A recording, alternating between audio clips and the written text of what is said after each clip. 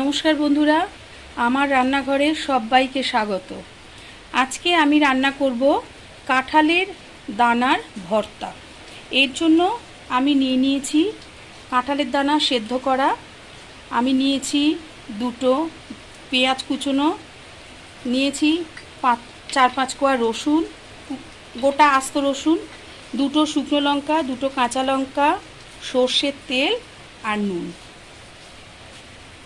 আমি দিয়ে দিলাম 3 চামচ মতো সর্ষের তেল, দুটো শুকনো লঙ্কা ভেজে তুলে নেব। রসুনটাকে একটু ভেজে তুলে নেব।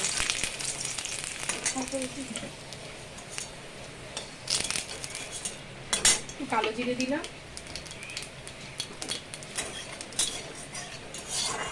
এবার পেঁয়াজ কুচনোটা দিয়ে দেব।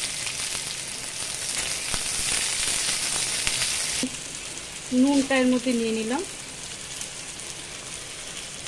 দিয়ে পেঁয়াজটা ভাজা হতে হতে নুন দিয়ে আমি শুকনো লঙ্কাটা আর রসুনটাকে ভালো করে মেখে রাখবো।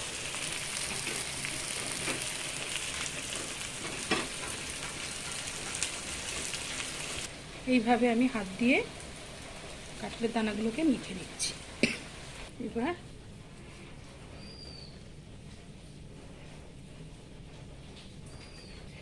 পেঁয়াজ কুচি, দুটো কাঁচা লঙ্কা আর একটু সর্ষের তেল দিয়ে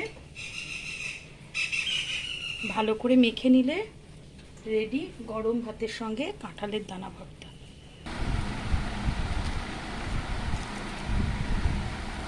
ফাটাফাটি